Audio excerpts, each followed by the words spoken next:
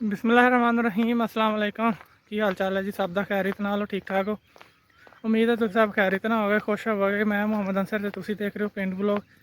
तो शुरू करते हैं अज की वीडियो। तो शुरू करने तो पहले जिन्हें सबसक्राइब नहीं किया चैनल सबसक्राइब कर दो, तो वीडियो लाइक तो शेयर लाजमी कर दो।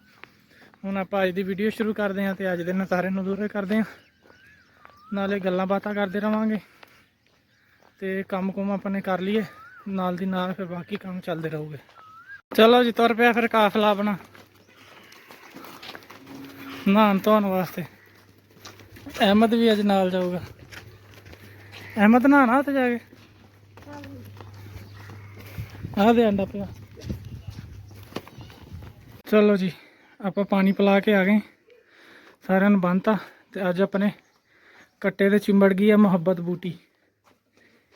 आ देखो आ कंडे आ, इदा ना बिल्कुल चिपक जाते, इस करके इन्हूं कहंदे मुहब्बत बूटी।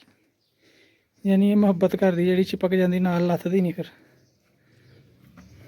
आ देखो सारे दे हर साइड ते ना कंडे ही कंडे आ।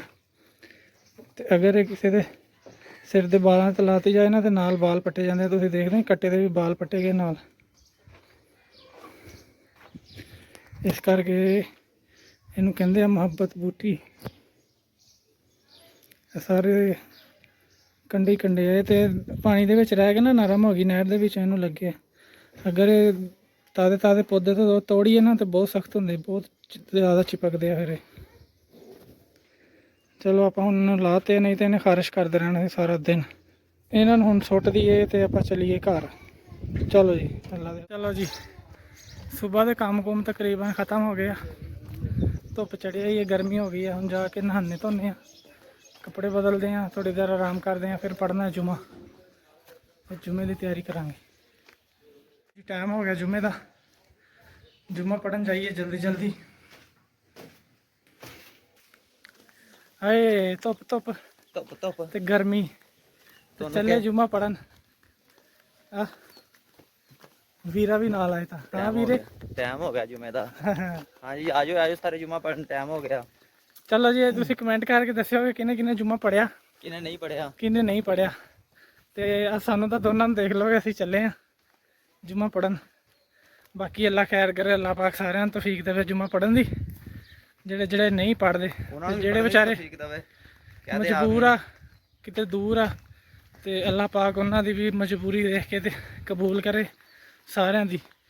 तो जिन्हें नहीं पढ़िया उन्होंने तौफीक मिले, तो जिन्होंने पढ़िया उन्हों का जुमा अल्लाह कबूल करे, सारिਆਂ ਦੀਆਂ दुआवां कबूल करे। तो हुण असीं छेती छेती जाके जमात होने वाली है, नमाज पढ़ लीए तो वापसी तो फिर गल कर लो जी। जुमा पढ़ आए फिर असीं हुण जा रहे घर नूं। हुण जाके तो नशईयां तरह सौंदे हैं। रोटी भी खानी है, भुख लगी। रोटी भी खानी है, ते होर मैं भी आ जावां फिर। आ जा, की पक्या पका लांगे जाके कुछ। हाँ चलो देखते हैं की लभदा खाने को। कुछ तो पक्या ही होऊ घर जाके, जिन्ना पकया तो पका लांगे। हाँ जी, मुंडे दे सारे टैलेंट है आ, खाना पीना सारा कुछ पै लैंदा। पराठा रोटी चावल बिरयानी हर चीज़। और बिरयानी तो चावल सच एक ही होंगे, बस गोश्त पैंदा विच है यार लैदा लैदा होंदे। अच्छा चलो ये मैंने पता चल गया। चलो जी, अज सानू पता चल गया कि बिरयानी तो चावल लैदा लैदा होंगे आ। की खान का इरादा कहीं खवान का, जिद्दां दा तुसीं कहो उदां दा पराठा बना लैंदा। मुंडे टैलेंट काफ़ी आ। पराठा सुबह टाइम होंदा। तो चलो जी जाके करते हैं आराम रूम, ये खाएगा जाके रोटी शोटी।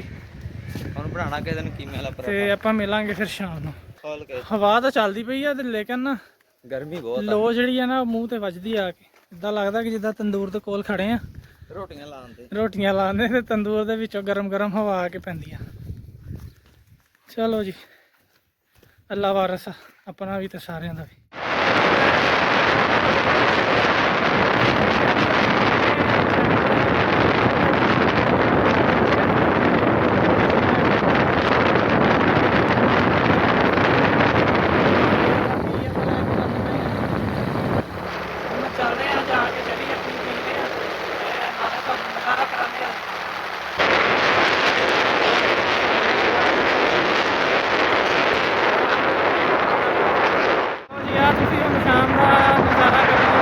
पिंड दी नहर दा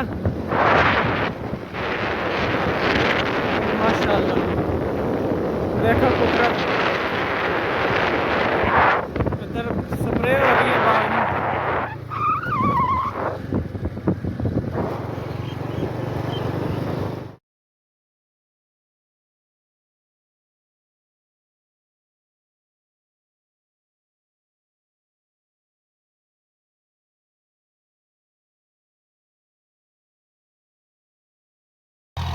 मैं कहना तू भी उत्ते बह झूले लै, मैं वीडियो बना। वाह जी वाह, तुम जमीन का रंग देखो कैसा सोहना निकलिया। ये बत्तर ठीक थी ना, गिल्ली थी, इस करके रंग इदा का निकल आया। आ बंदा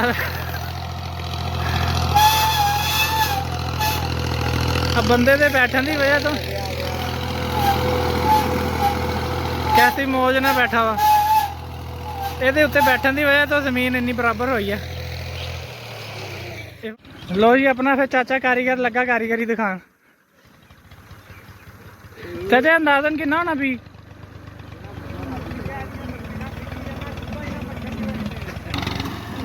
वाया जा रहा हल, तो ये उत्ते पहला छट्टा दिता जाऊगा, नाल ही इदा हल मारे जाएंगे। तो उस तो बाद आ पिया सुहागा, उत्ते मार दिता जाना सुहागा, तो सुहागे के उत्ते अपना जवान खड़ा।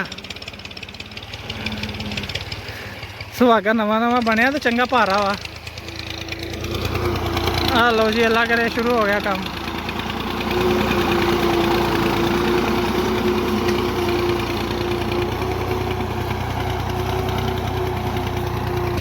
आ लो जी शुरू हो गया। पहले छोटे रुख गोल गोल करके हल मारूगा, तो फिर इदा लंबे रुख मारूगा।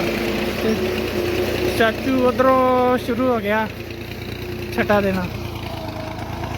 आ लो जी बंगले भी आना शुरू हो गया।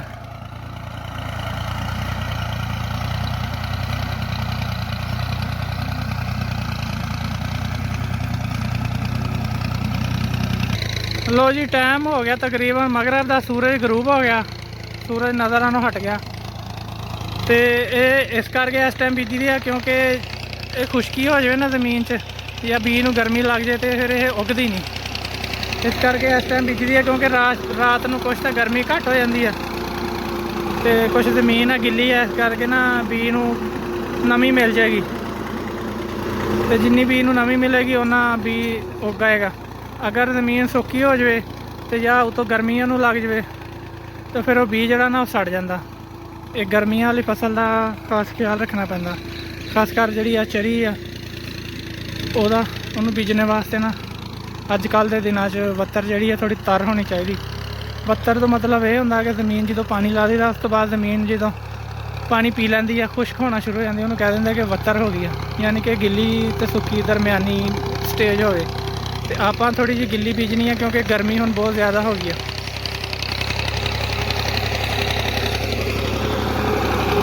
पहले एक दफ़ा सारे हल मारे जाएंगे, हले घुमा घुमा के मार रहा गोल तरीके ना, तो फिर लंबे रुख मारे जाएगा। उस तो बाद फिर जो सुहागा हलों के पिछे सुहागा पा के फिर उत्ते मारा जाएगा सुहागा।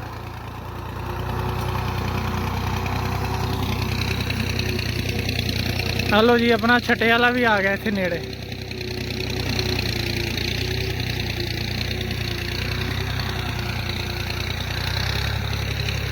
है हुण दिता जा रहा जी उत्ते उत्ते छट्टा, ताकि जिहड़ा बी है ना मिट्टी के नाल मिक्स हो जाए।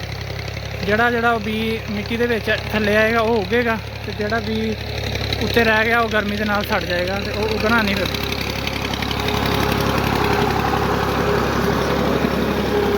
इस करके कोशिश की जानी है कि जिहड़े ना बी चंगी तरह मिट्टी के विच मिक्स हो जाए। हौली हौली करके ना अंदाजे नाल सारे जिहड़ा ज़मीन पूरी च छट्टा वाजे। हाँ जी साहब कितना बत्तर ठीक सी अजकल सही है इदां दी, है ना।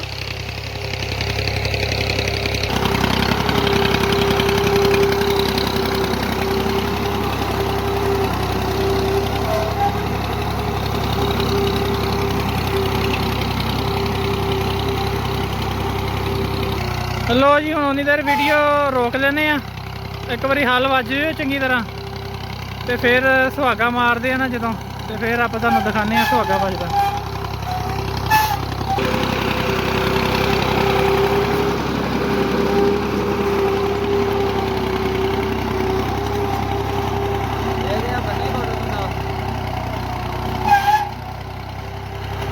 ਚਲੋ ਜੀ, ਹੁਣ ਸੁਹਾਗਾ ਲਾਉਣ ਦਾ ਟਾਈਮ ਹੋ ਗਿਆ।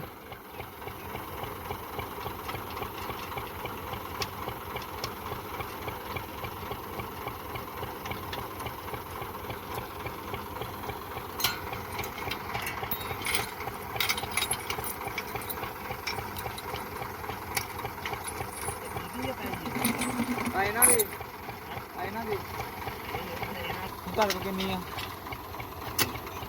ਲੈ ਵੀ ਇੰਨੀ ਨਹੀਂ ਆ, ਇਹਨਾਂ ਦਾ ਵਰਦੇ ਸਾਰਾ ਚੰਗਾ ਯਾਰ, ਜਿੰਨੀ ਵੀ ਆਪਣਾ ਜਵਾਨ ਬੈਠੂਗਾ ਹੁਣ ਸੁਹਾਗੇ ਤੇ।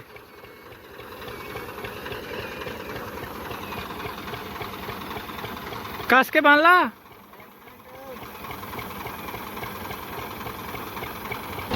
ਲੋ ਜੀ, ਅੱਲਾ ਦਾ ਨਾਮ ਲੈ ਕੇ ਸੁਹਾਗਾ ਸ਼ੁਰੂ ਹੋ ਗਿਆ।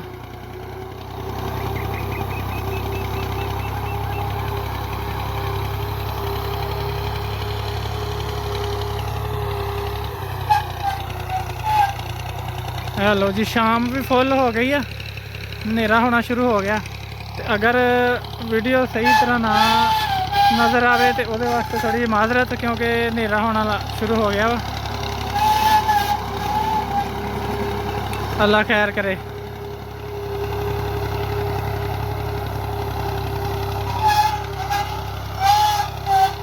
ਜਿੱਦਾਂ ਅੱਗੇ ਕੱਲੇ ਖਾਲੀ ਹੱਲ ਮਾਰੇ ਸੀ, ਉੱਦਾਂ ਹੁਣ ਉੱਤੇ ਸੁਹਾਗਾ ਪਿੱਛੇ ਲਾ ਕੇ, ਤੇ ਉੱਦਾਂ ਹੀ ਫਿਰ ਹੁਣ ਅੱਗੇ ਅੱਗੇ ਹੱਲ ਤੇ ਪਿੱਛੇ ਪਿੱਛੇ ਸੁਹਾਗਾ ਹੋਏਗਾ। ਤੇ ਜਿਹੜੀ ਕੋਈ ਮੋਟੀ ਰੋੜੀ ਵਗੈਰਾ ਰਹਿ ਗਈ, ਉਹ ਵੀ ਇਹਦੇ ਨਾਲ ਸਾਰੀ ਬਰੀਕ ਹੋ ਜਾਏਗੀ, ਨਾਲੇ ਸਾਰੀ ਜ਼ਮੀਨ ਪ੍ਰੈਸ ਹੋ ਕੇ ਬਰਾਬਰ ਹੋ ਜਾਏਗੀ।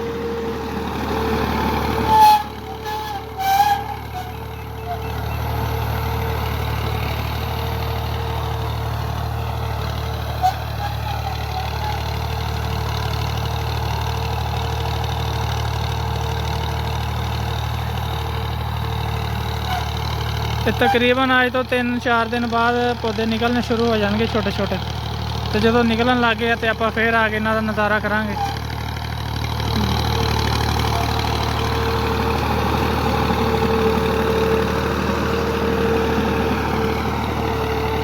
ਲੋ ਜੀ, ਰਾਹਤ ਲੈ ਰਿਹਾ, ਨਾਲੇ ਝੂਲੇ ਤੇ ਇੰਜੋਏ ਕਰ ਰਿਹਾ।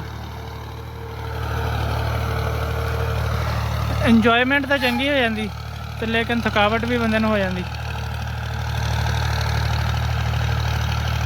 ਚਲੋ ਜੀ, ਇਹ ਹੁਣ ਕੰਮ ਖਤਮ ਹੋ ਜੇ ਤੇ ਆਪਾਂ ਚੱਲਦੇ ਆਂ ਫਿਰ ਘਰ। ਆ ਪਿਆ ਆਪਣਾ ਬੀਜ ਜਿਹੜਾ ਬਚ ਗਿਆ।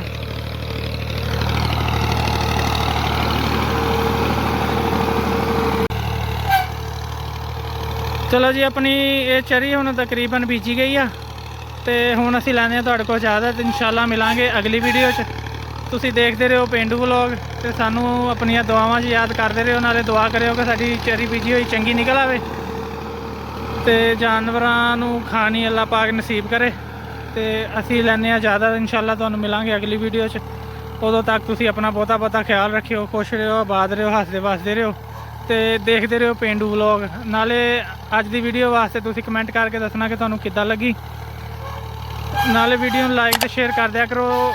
ਕੋਸ਼ਿਸ਼ ਕਰਿਆ ਕਰੋ ਕਿ ਸ਼ੇਅਰ ਕਰਕੇ ਨਾ ਕਿਸੇ ਹੋਰ ਬਾਕੀ ਆਪਣੇ ਦੋਸਤਾਂ ਯਾਰਾਂ ਕੋਲੋਂ ਵੀ ਨਾ ਸਬਸਕ੍ਰਾਈਬ ਕਰਵਾਓ, ਕਿਉਂਕਿ ਤੁਹਾਡੀ ਕੋਸ਼ਿਸ਼ ਦੇ ਨਾਲ ਹੀ ਅਸੀਂ ਇੱਥੇ ਤੱਕ ਆਏ ਹਾਂ, ਜਿੱਥੇ ਤੱਕ ਪਹੁੰਚੇ ਹਾਂ। ਤੇ ਤੁਹਾਡੀ ਕੋਸ਼ਿਸ਼ ਦੇ ਨਾਲ, ਤੁਹਾਡੇ ਸਾਥ ਦੇ ਨਾਲ ਹੀ ਆਪਾਂ ਅੱਗੇ ਪਹੁੰਚਣਾ ਵਾ। ਇਨਸ਼ਾਅੱਲਾ ਅਗਲੀ ਦਫਾ ਜ਼ਰੂਰ ਮੁਲਾਕਾਤ ਹੋਏਗੀ। ਉਦੋਂ ਤੱਕ ਰੱਬ ਰੱਖਾ। ਅੱਲਾ ਹਾਫਿਜ਼। ਆਪਣਾ ਬਹੁਤਾ ਖਿਆਲ ਰੱਖਿਓ।